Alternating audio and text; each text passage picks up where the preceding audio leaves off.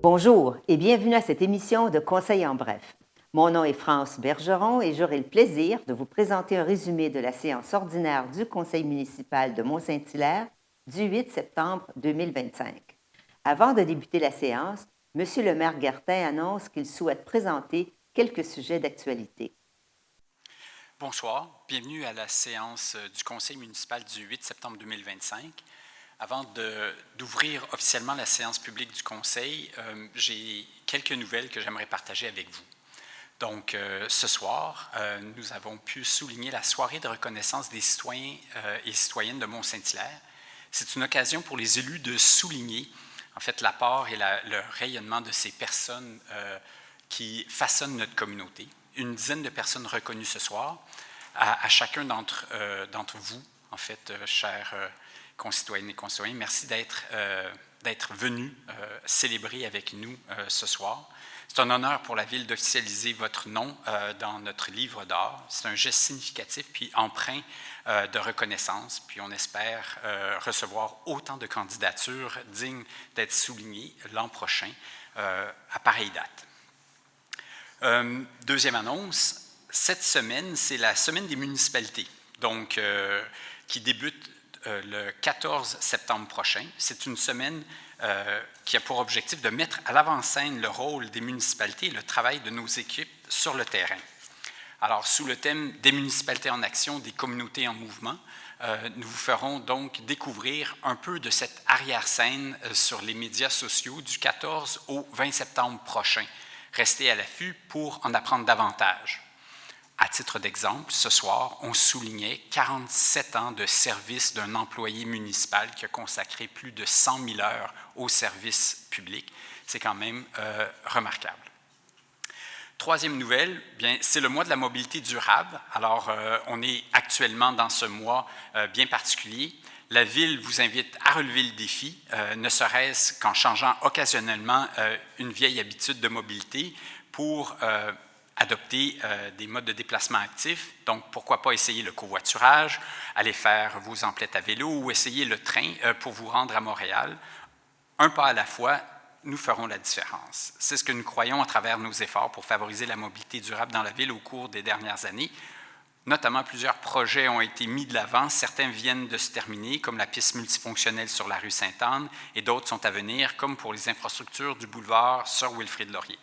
Le Conseil régional de l'environnement Montérégie organise également une série d'activités gratuites au cours du mois de septembre via les rendez-vous de la mobilité durable. Informez-vous sur leur site Internet. Finalement, ce soir, nous adopterons une résolution pour la protection d'une fenêtre paysagère sur le Mont-Saint-Hilaire. Donc, avec cette décision, nous nous assurons que les gens qui passent sur la route 116, devant notre boulevard Sir Wilfrid Laurier, devant le 500 boulevard Sir Wilfrid Laurier, pourront toujours profiter d'une belle vue sur la montagne. On évite les bâtiments construits en hauteur qui bloqueraient le paysage et en même temps, on protège un milieu naturel à proximité. Encore une fois, cette décision est prise pour le bien de l'environnement, mais également pour conserver toute la beauté de notre région. Après l'adoption de l'ordre du jour, M. Gartin présente la première période de questions et rappelle aux citoyens de donner leur nom afin que tous puissent avoir l'occasion de prendre la parole selon une pige au sort. Je rappelle, puisque je vois plusieurs nouveaux visages, que lors des séances publiques du Conseil, il y a 3 périodes de questions. La première période de questions, qui est le prochain point à l'ordre du jour, c'est une période de questions où vos questions doivent porter spécifiquement sur un point qui est inscrit à l'ordre du jour. Donc, je vous invite à lever la main, on va prendre votre nom. Ensuite, il y aura un tirage au sort pour savoir qui prend la parole en premier. Vous pourrez venir au micro, nous exposer votre question en mettant en évidence le lien entre votre question et un point qui est à l'ordre du jour. Si vous patientez jusqu'à la fin de la séance, vous pourrez nous poser une question cette fois-ci, mais qui porte sur tout sujet que vous jugez d'intérêt collectif et d'intérêt pour la Ville de Mont-Saint-Hilaire. Donc, cette deuxième période de questions est à la toute fin de la séance et est régi par le même règlement de régie interne. Donc, vous levez la main, vous pouvez venir au micro, puis cette fois-ci, juste nous poser votre question, puis faire une brève mise en contexte. Et il y a également plusieurs questions en ligne pour les personnes qui ne peuvent pas se déplacer. Donc, ce soir, on va avoir ces 3 périodes de questions-là, en plus des quelques 30 points qui sont prévus à notre ordre du jour. Les questions posées par les citoyens seront reprises plus tard dans l'émission, soit au moment où les sujets seront présentés. Par la suite, M. le maire demande à M. Meilleur de lire un point portant sur la création de sous-catégories d'immeubles résidentiels. Considérant qu'en vertu de la loi modifiant la loi sur la fiscalité municipale, d'autres dispositions législatives, la loi du Québec 2023, chapitre 33, le projet de loi 39, la Ville détient de nouveaux pouvoirs en matière de fiscalité municipale. Considérant que le projet de loi 39 a ajouté les 244.64.68.1 et suivant à la loi sur la fiscalité municipale, lesquels permettent à la Ville de Mont-Saint-Hilaire d'établir des sous-catégories d'immeubles résidentiels dans la catégorie résiduelle avec plusieurs taux particuliers. Considérant qu'un nouveau rôle d'évaluation sera déposé pour les années 2026, 2027 et 2028, considérant l'article 244.64.8.3 de la loi, la Ville doit adopter une résolution établissant ou modifiant des sous-catégories avant le dépôt du rôle. Donc, je propose d'établir les sous-catégories d'immeubles résidentiels suivants au rôle d'évaluation foncière 2026 à 2028, conformément à l'article 244.64.8.3 de la loi sur la fiscalité municipale RLRQ 21, 1 à 2 logements, 3 à 6 logements, 7 à 24 logements et 25 logements et plus. Et de demander à l'évaluateur de la Ville d'inscrire ces sous-catégories d'immeubles résidentiels au rôle définitif d'évaluation foncière 2026 à 2028, conformément aux prescriptions de la loi.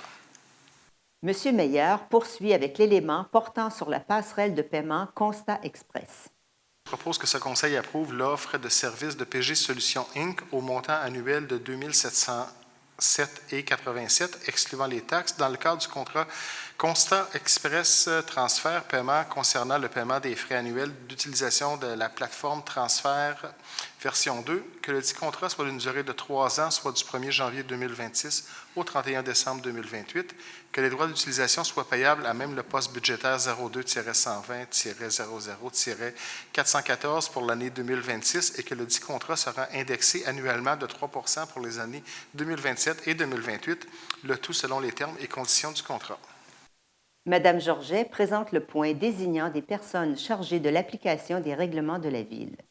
Je propose que ce Conseil nomme les membres du service de l'aménagement du territoire et de l'environnement inscrits à la résolution à titre de personnes responsables selon le titre mentionné aux différents règlements pour l'application des règlements d'urbanisme et autres règlements municipaux, ainsi que des règlements de la CMM ou ceux de la province relevant de la responsabilité du dit service, que ce Conseil les autorise à émettre des constats d'infraction.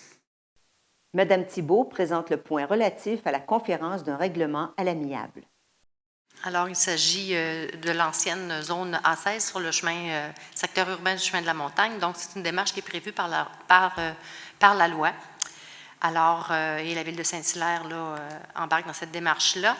Donc, considérant la conférence de gestion de l'instance tenue devant l'honorable Catherine A. Desfossés le 3 juillet 2025 dans le dossier 750-17-0032-79-183 de la Cour supérieure concernant la réclamation intentée contre la Ville par la compagnie 9193-4463 Québec Inc. et 5 propriétaires du secteur urbain du chemin de la montagne, considérant les principes directeurs de procédure civile qui encouragent les parties dans l'intérêt public à considérer les différents modes de règlement des différends.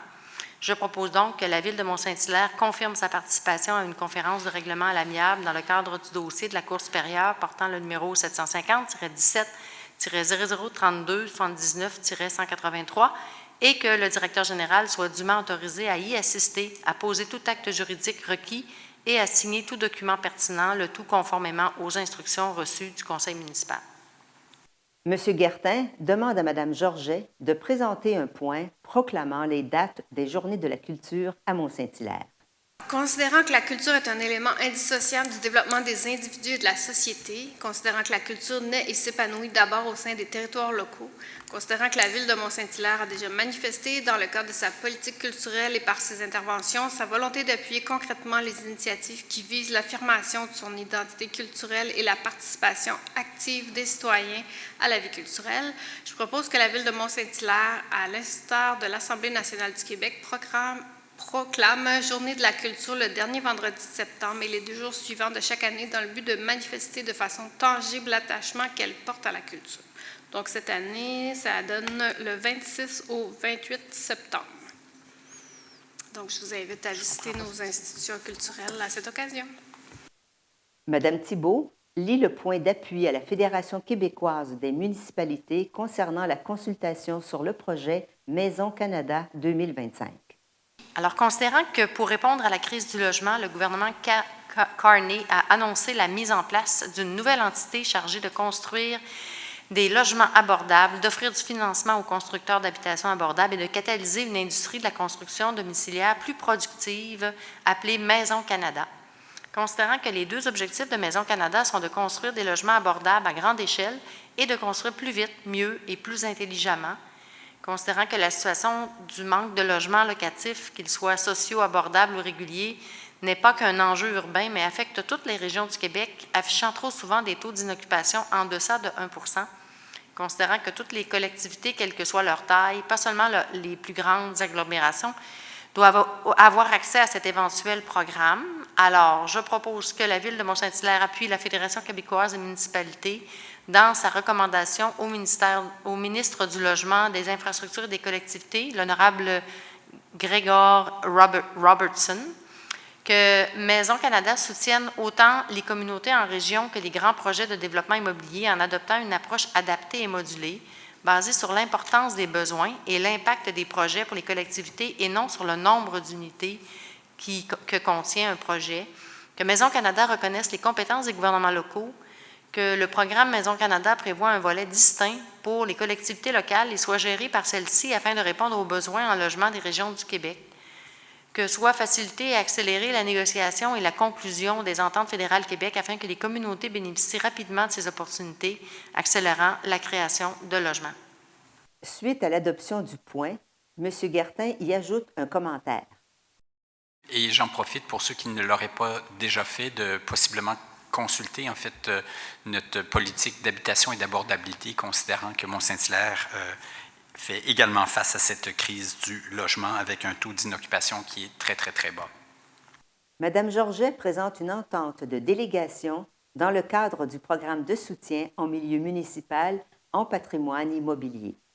Considérant que la MRC Vallée du Richelieu a signé une convention d'aide financière avec la ministre de la Culture et des Communications du Québec en lien avec le programme de soutien au milieu municipal et en patrimoine immobilier, considérant que dans le cadre de ce programme, le gouvernement du Québec octroie à la MRCVR une aide financière d'un maximum de 2 486 314 $, dont 1,5 million pour le sous-volet 1B, intitulé « Restauration du patrimoine immobilier de propriété municipale ».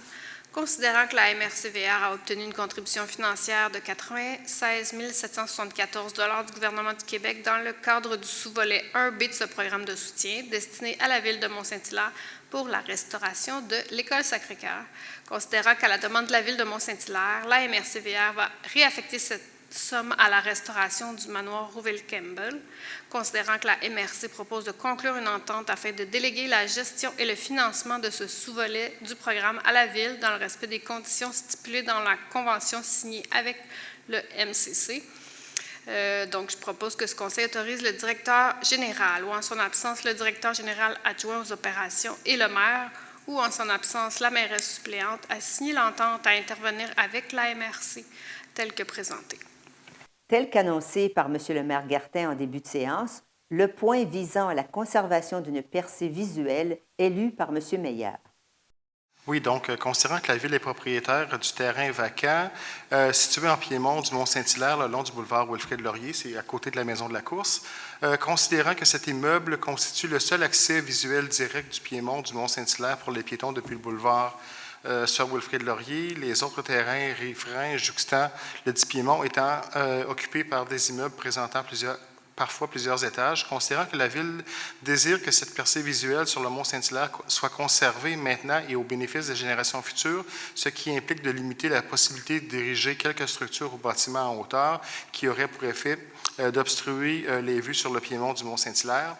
Considérant que la Ville, par la présente, entend constituer une copropriété indivise en cédant et transportant une part équitable à 50% sur les droits de propriété de l'immeuble à connexion nature, considérant que, par ailleurs, une partie de l'immeuble est constituée d'un milieu naturel boisé qui joue le rôle de zone tampon, assurant une meilleure protection en milieu naturel protégé du Mont-Saint-Hilaire et qu'il y a lieu de s'assurer également de la protection perpétuelle de ce milieu naturel.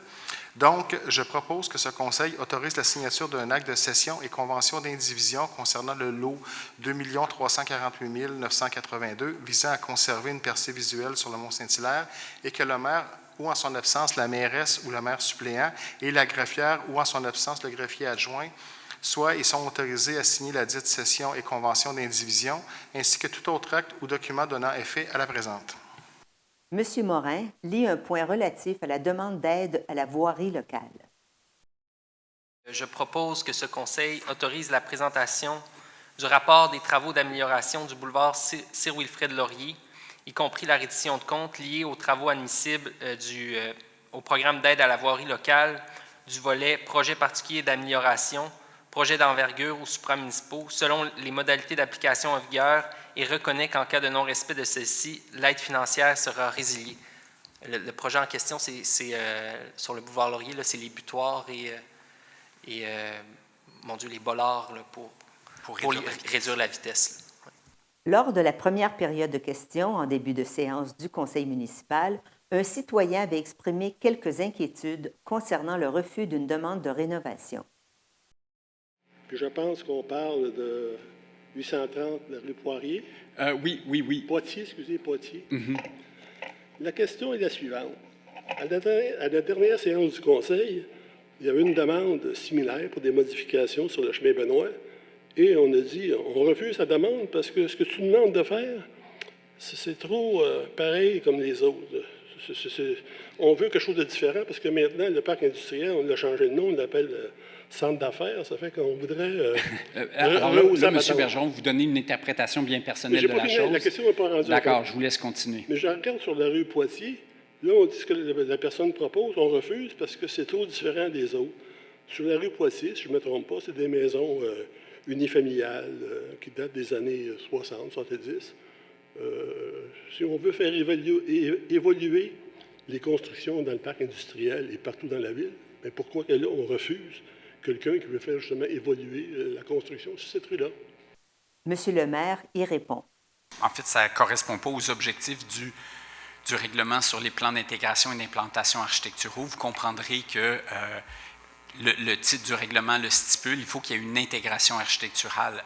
L'interprétation que vous faites à l'égard du parc industriel, c'est la même chose. On visait une meilleure intégration architecturale des bâtiments. On ne veut pas se retrouver avec des disparités qui fait qu'à un moment donné, ça ressemble un peu à du n'importe quoi. Suite aux commentaires du citoyen relatifs à une comparaison entre les règles gérant les plans d'implantation de la zone industrielle et la rue Poitiers, M. le maire Guertin ajoute des explications supplémentaires.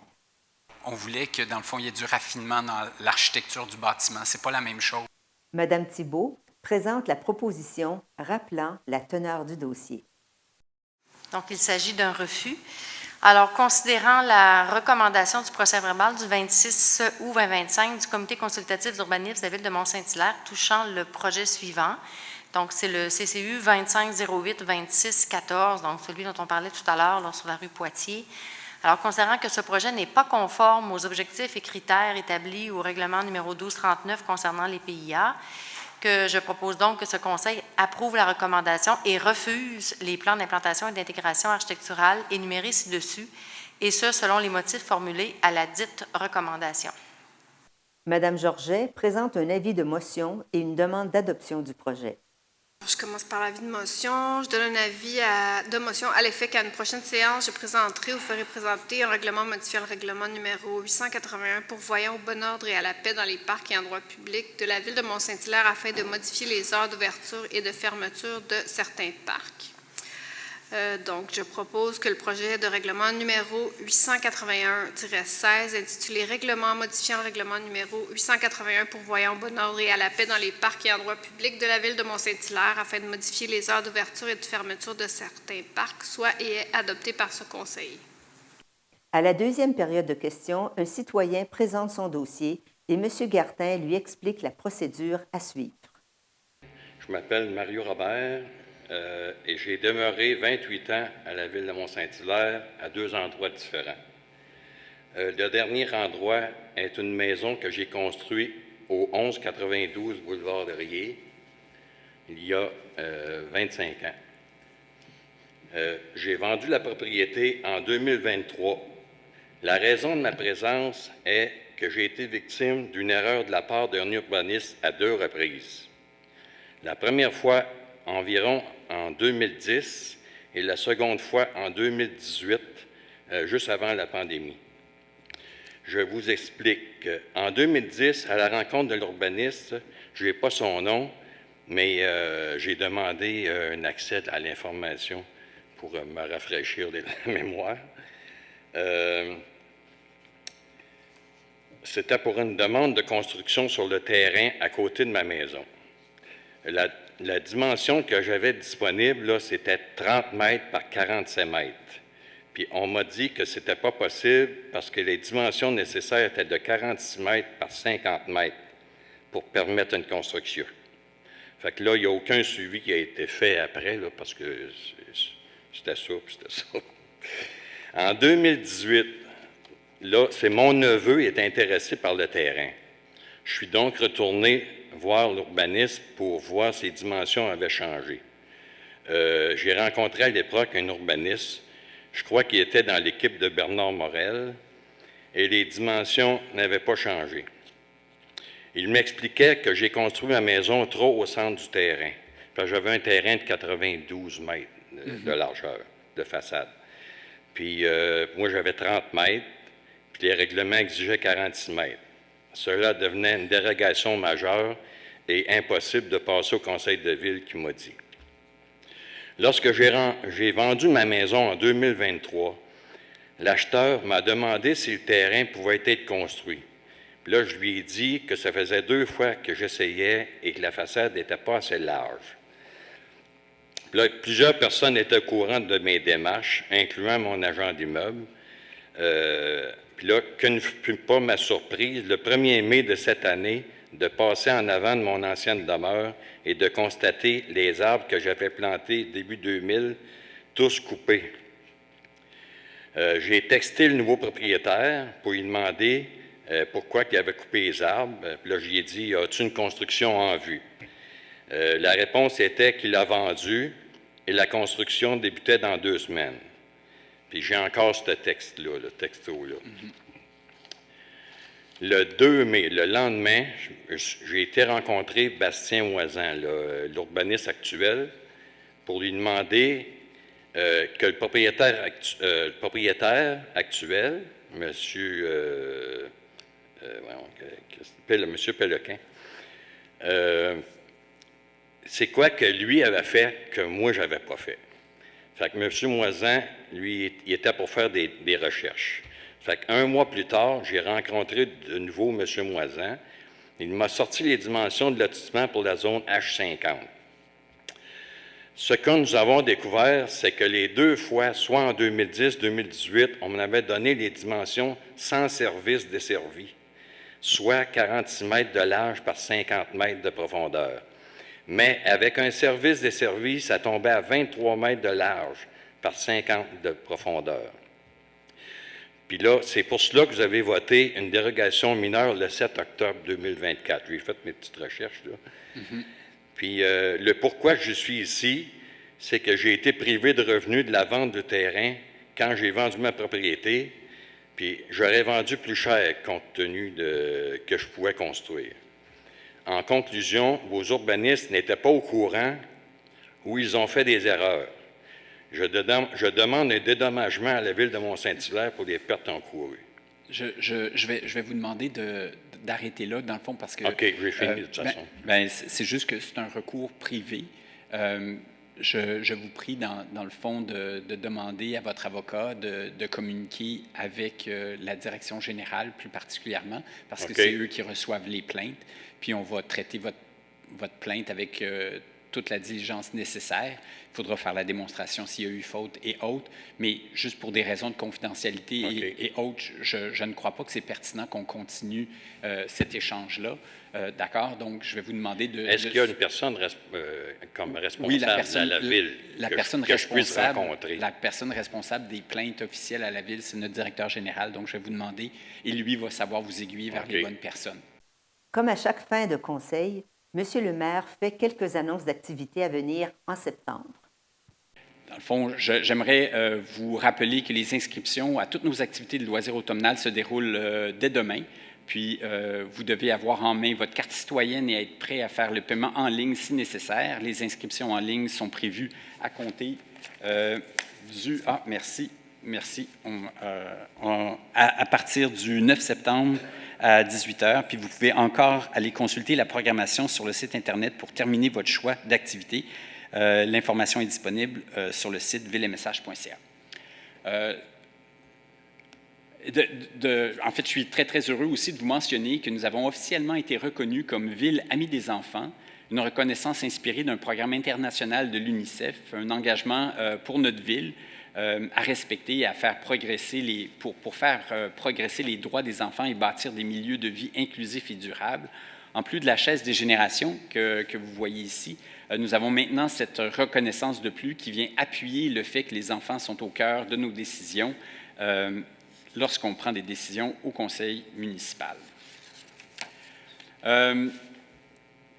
Toujours dans une logique de loisir, je tiens à vous rappeler qu'il y aura le Skate Fest le vendredi 19 septembre de 13h à 16h. En planche ou à trottinette, débutants, intermédiaires ou experts, peu importe, l'activité est ouverte à tous. Donc, le prêt d'équipement est également offert lors de cette journée d'activité. L'équipement de Méthode Skateboard sera sur place. L'équipe de Méthode Skateboard sera sur place pour donner quelques trucs et lancer des défis. Il y aura donc de l'animation, de la musique, des prix de présence. C'est un rendez-vous au parc de planche à roulettes situé juste à l'arrière de l'Hôtel de Ville.